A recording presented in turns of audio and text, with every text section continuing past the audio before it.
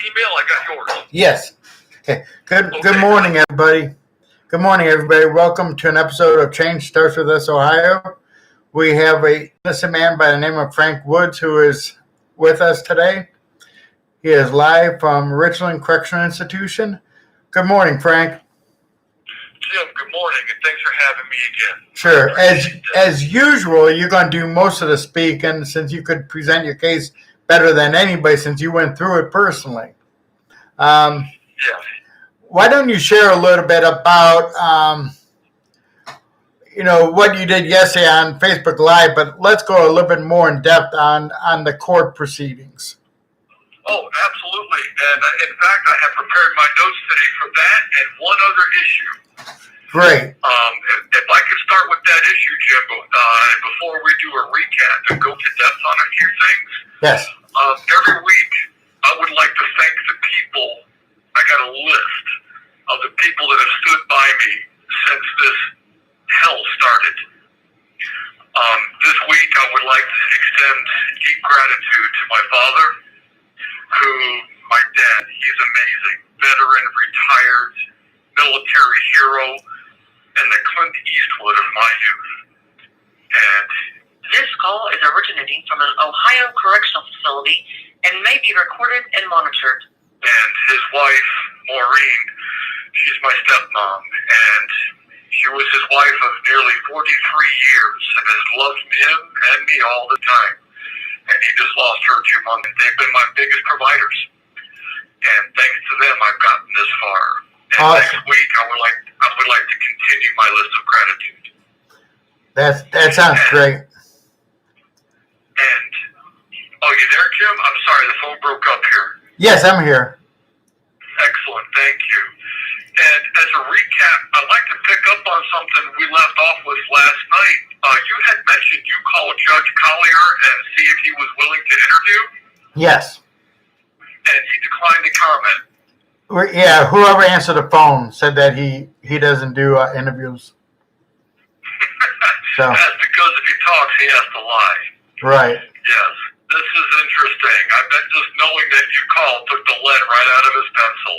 Good right. for him. He needs humbled. It's sad, Jim, and I want the American people to know this, especially the tax-paying Ohioans, right, that we have to publicly shame them into doing the right thing with their own evidence. This is what we're talking about. Their documents, not mine. Their witness statements, not mine. Right. And I would like to let people know, again, that the case concerned is out of the Medina County Court of Common Pleas, State of Ohio versus Frank P. Wood, originating case number 05CR0365. And they can go right to the clerk of court's website and download my docket. This is interesting, and I would like to talk about a few things real quick here. First of all, I was watching TV, Channel 19, and Kelly Kennedy was interviewing an African-American woman at a Black Lives Matter moment, or movement, presentation, demonstration. And this lady said that the 13th Amendment abolished slavery in this country. No, it didn't. I have the U.S. Constitution in my hand, and I would like to read it. The 13th Amendment. This was ratified in 1865, and I'm asking the American people to listen very carefully to what I say, because this is not what you heard in school, and this is not what you're hearing on the news. It says, Section 1, neither slavery nor involuntary servitude, except as a punishment for crime where of the party shall have been duly convicted, shall exist within the United States or any place subject to their jurisdiction. The key word was this call is originating from an Ohio correctional facility and may be recorded and monitored. Key word, Jim, is except. Right. There's an exception.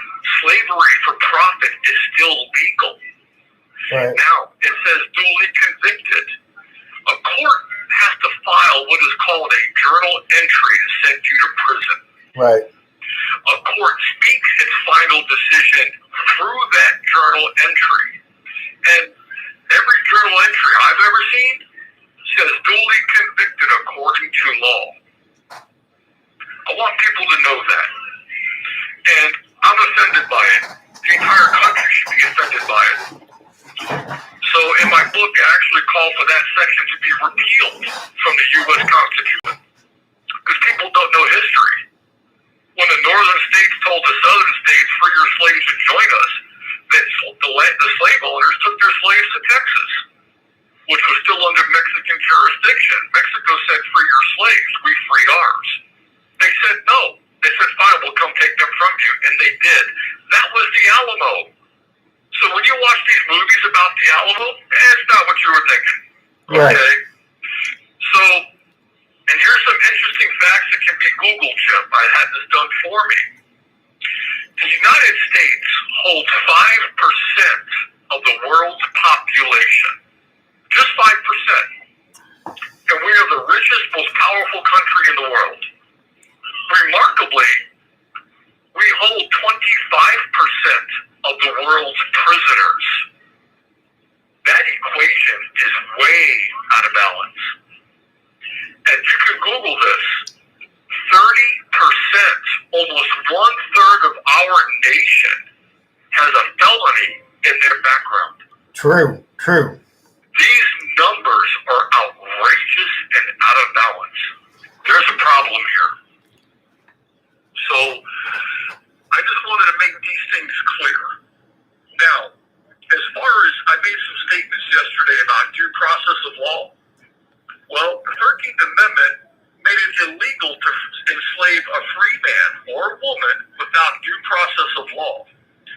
And right in front of me, I have a definition, a legal definition from a Rothenberg Law Dictionary about due process.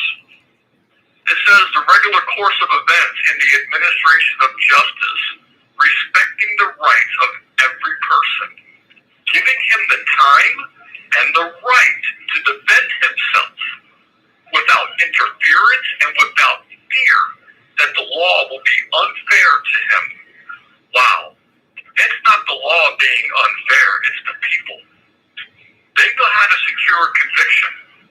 Medina County can indict a ham sandwich, alleging it claimed to be a tuna on rye. To them, that's a felony free, and I guarantee they'll get the conviction. They know how to do this. Their job, they're paid to put people in prison, so they're going to get paid. This is the way it works. Now, we talked a little bit, too, about my materially altered and incomplete trial record. This call is originating from an Ohio correctional facility and may be recorded and monitored. I call it missing, incomplete, and altered record. I just took a look at my book that I wrote, A Blueprint for Wrongful Imprisonment. Yes. Which can be downloaded from my website, www.freefrankpwood.com. There are 22 transcript violations.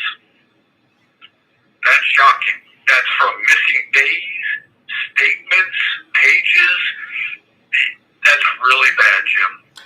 They literally crippled me, debilitated me, and denied me an adequate appellate review.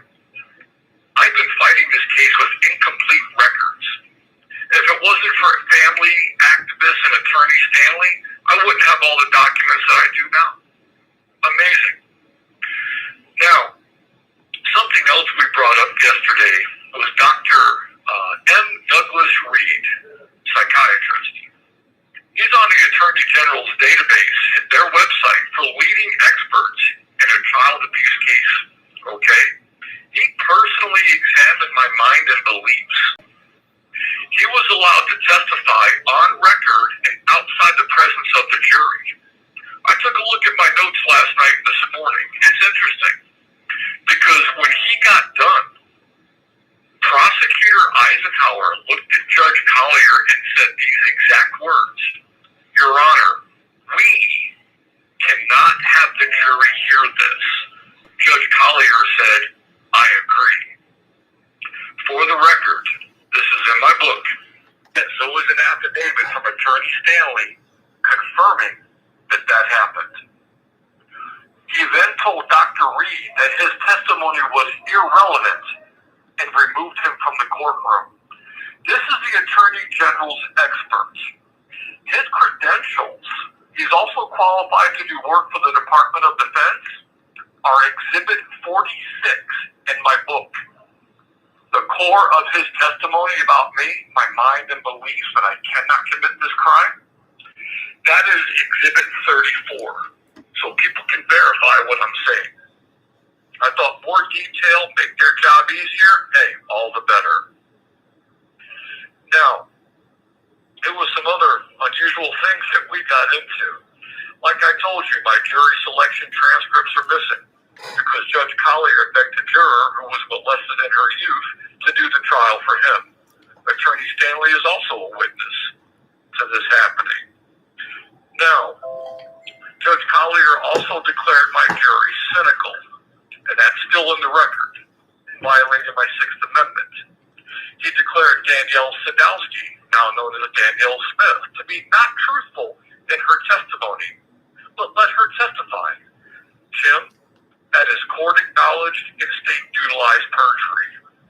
The next critical thing that Judge Collier did was, we had the cynical jury, court-acknowledged and state-utilized perjury, and the court-elected juror. These are what are called structural errors. These are reversible errors according to law.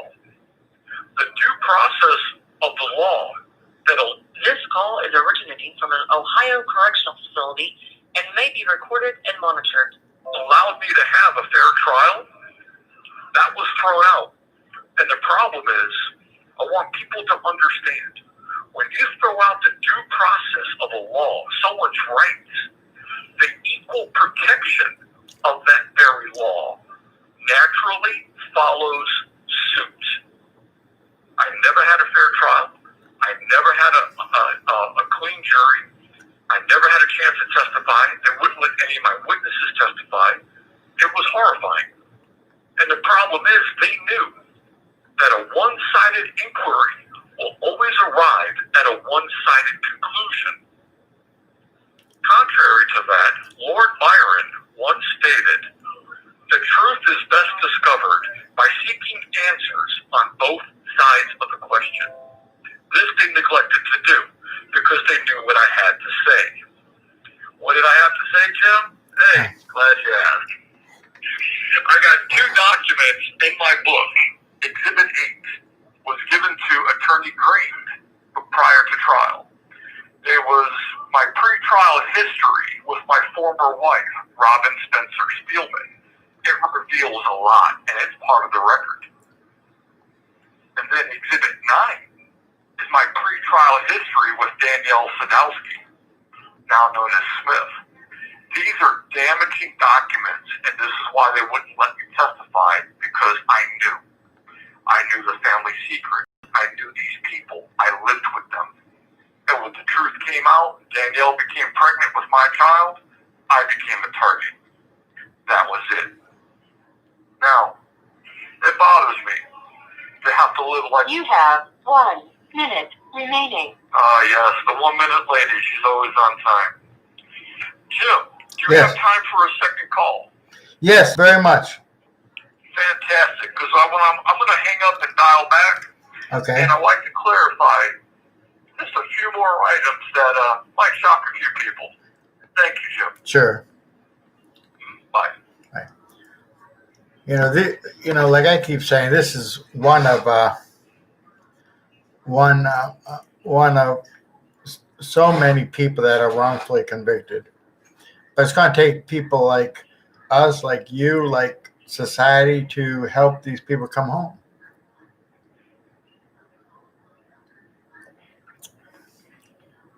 But it's sad that we have so much corruption going on, and these courts are not permitting, these people to get a fair chance.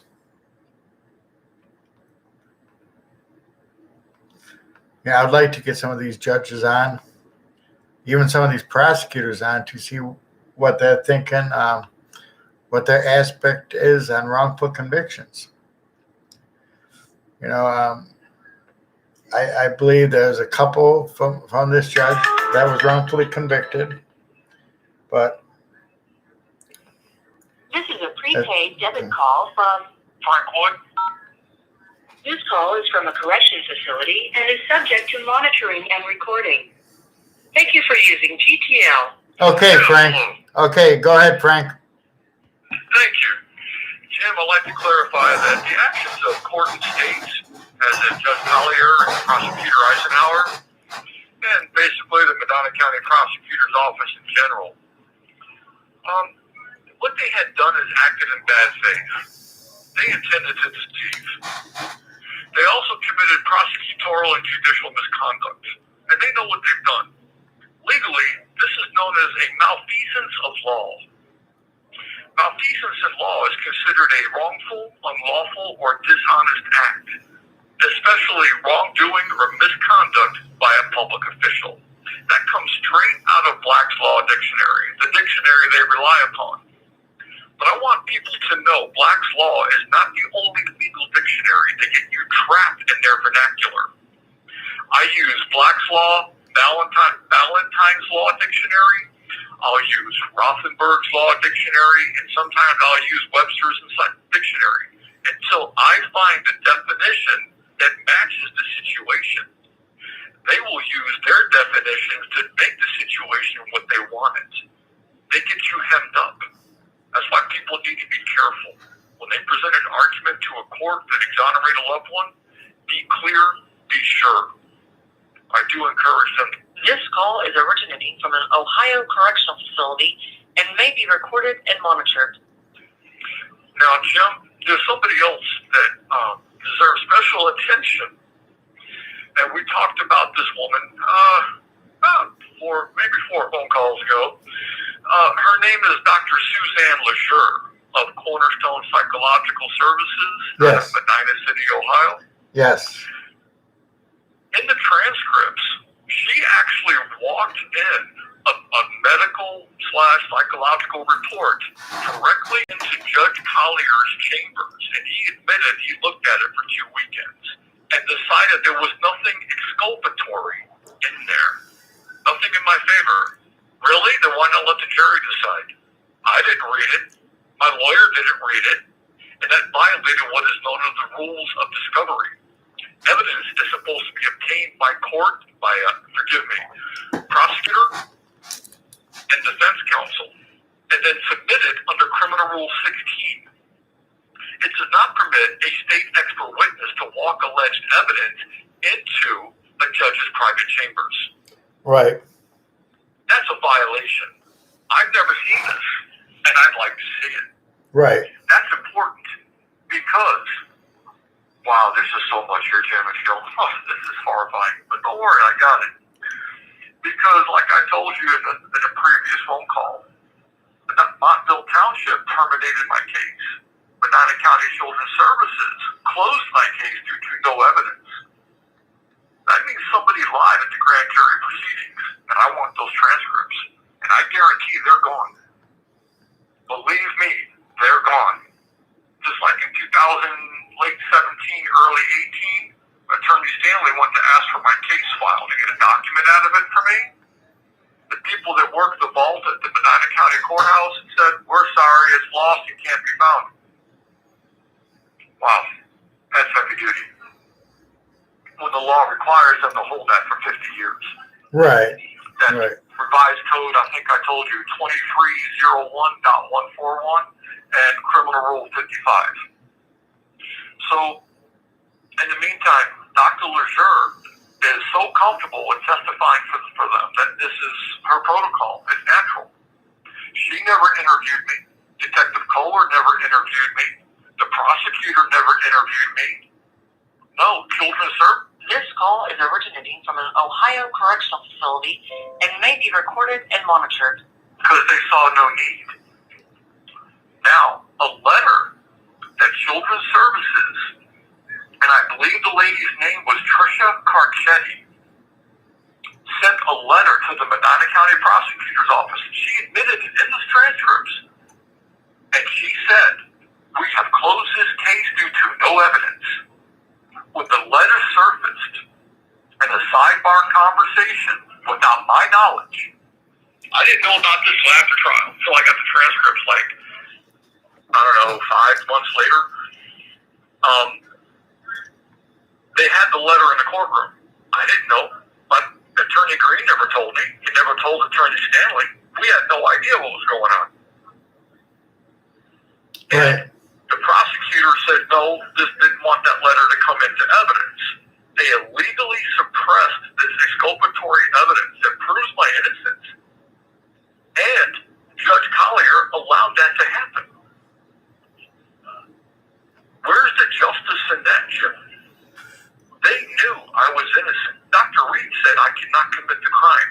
No one could identify me as a perpetrator on the date in the indictment. And they all testified that they were with somebody else. Scott Sadowski and Putin Bay and quote unquote, not at Frank Wood's house. Fascinating. And they have done everything they can to cover this up and hide it. But now that we're public, we're live, we got Facebook, YouTube, the website, publications. Finally, we're getting the word out there. And they should be fearful because they're slowly being exposed. You would think by now they would come forward and say, hey, you know what? We have the ability to, for instance, the prosecutor himself can actually file a motion to take me back due to an error. They can actually make themselves look like heroes right now, and they won't do it. That's amazing. I can file motions in Medina County Court of Common Pleas all day long, and they will deny me every hearing. Every single hearing. They have denied my evidentiary rights repeatedly. In fact, I was so disturbed at Attorney Green's failures, I filed a notice of dismissal of counsel of record in 2017. They had that document for a week. Then they time-stamped it. The prosecutor time-stamped his response just a few hours later, like I wasn't going to notice. Right. And told Judge Collier, his name was Prosecutor Matthew A. Kern, who's no longer with their office. He said, and I quote, "This court must not act as it intended to act regarding Wood's notice." Hey, what I filed disturbed them. They actually had an evidentiary hearing without myself or counsel present. Again, they violated my constitutional rights. They just don't stop. They think someday I'm just going to give up and die in here and let it. This call is originating from an Ohio correctional facility and may be recorded and monitored. And I remember what you told me about Director Mark Godsey of the Ohio Innocence Project. He said most people give up after 3 years. Well, I want everyone listening to know I'm at year 15. And I'm still throwing punches like this just got started. And I am unbroken. And I shall remain unbroken. I shall never give up. It's not in me. This fight goes on. They can fix this. And they choose not to. That's their problem, not mine. I think they had to find. I think they had to have somebody as the fall guy. And I don't believe the courts always care if that person actually committed the crime or not. It's about how many brownie points they get for convicting people. That's just my opinion. Oh, they receive not only state tax dollars from patriotic Ohioans. People, if you're out there listening, your tax dollars are paying for this, not mine. I'm in here. I was out there employing people, providing for families that didn't even work for me. I was generating good things. And then not only that, they get paid under the what was it, the Crime Control Act of 1990, signed by Bush. It's a 180-page document. State courts get paid federal funding per conviction. They also get state tax dollars. They're double dipping. And by the way, I would like to know what happened to my $200,000 cash bond, the one they fraudulently revoked, and those transcripts that disappeared. Yeah, I would really like to know where that money went. I I'm sure someone's got a new Porsche. So you're saying you never got that bond back? No, never. Did you use a bondsman or did you guys pay it on your own? Yeah, we put up $20,000, and then I financed part of my house and had a bonding company, Tarazi Bonding Company out of Cleveland, Ohio. Yeah, and they put up the one. This call is originating from an Ohio correctional facility and may be recorded and monitored. We put up 20. Where'd that money go? That would be interesting to know that, wouldn't it? Yeah. It was amazing. And speaking of money, oh my gosh. During trial, I'm in a side room in the courthouse with Attorney Green. He had the audacity to look me in the eye and said, if I get you off this, I got to go back to my regular rates. I said, what? Maybe regular rates get me off. I said, you're going to go back there and clear my name and prove my innocence. I gave this guy $42,500, and I got nothing out of it. All he kept saying was he wanted more money, wanted more money, wanted more money. He didn't do anything.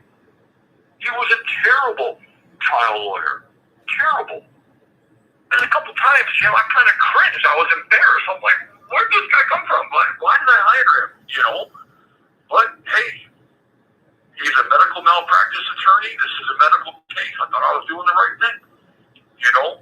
Because Medina County has that good old boys club. If it's not, like I told you, if it's not nepotism, it's favoritism and fraternity. That's the way they operate. It's always been that way. And people know. But they drive past the prison and the courthouse thinking everything's good, it works, because it's there. Yeah, until you or one of your loved ones become a stock option. Hey, remember to share our YouTube with your families. Change Starts With Us Ohio. Okay? So it's Change Starts With Us Ohio Right. at YouTube, right? Yeah, it's YouTube. And then also remind them about the rally on Saturday from 3 to 6 p.m. at the Ohio State House. Yes, this Saturday is the 22nd. Right. Yes, I'm sharing that with as many people as I can. And it's hard to get the word out from in here, so I take it to other guys in here fighting to clear their names and go home. Right. Jim, in here you got people that are, they should have been granted parole. They Right. committed no crimes in prison. They should have got first time up, you're out. You don't commit a felony in prison, first time for parole, you should go home. I agree, and that's my passion because I was under the old law. But, this group was going to focus on the wrongful convictions, but pro-reform is still a big passion of mine. Oh, yes. And here's the thing. Why do we have a parole board? We don't need them. This can be their releases can be managed by case managers within the system. You're right, and we recommended that too. When our previous governor, Kasich, was in office, when he first took office, I watched his huge speech with all those people up on the stage. And that's what they said they were going to do. It never happened. Another promise broken by a politician. There are people in here that are over-sentenced, that should be paroled. There are people in here that are innocent. There are people in here that, hey, guy made a mistake. You know what I mean? Give him a break. They don't care. Make sure you give your contact. Make sure you give your contact information, your website, and your Facebook page as well before this closes. Jim, I'm sorry, I got real loud in here. Okay. As far as people, right now? Yeah. Well. My contact. Yeah, you got like 2 minutes left on your phone call. I'll make that clear now, Jim. People can look at my Facebook, Free Frank P. Wood. The website is www.freefrankpwood.com. You have 1 minute remaining. They can use my name and prison number, which is A504107, and email me at jpay.com. That's capital J, lowercase pay.com. And they can write me at, Richland Correctional, P.O. Box 8107, Mansfield, Ohio, 44901, and I will entertain all questions. Okay, and I would like to thank Frank for being here with us today, and we will keep tabs on him and do more interviews in the future. And make sure you set it up with your attorney as well for me. Yep, he already knows. Thank you, Jim. Thank you very much. Take care. Boy, folks, this is really sad that our state is allowing something like this to take place. We need to unite as people, as Ohioans, as Americans. We need to get laws changed. Our website is www.changestartswithusohio.org. Then it is www.changestartswithusohio.org.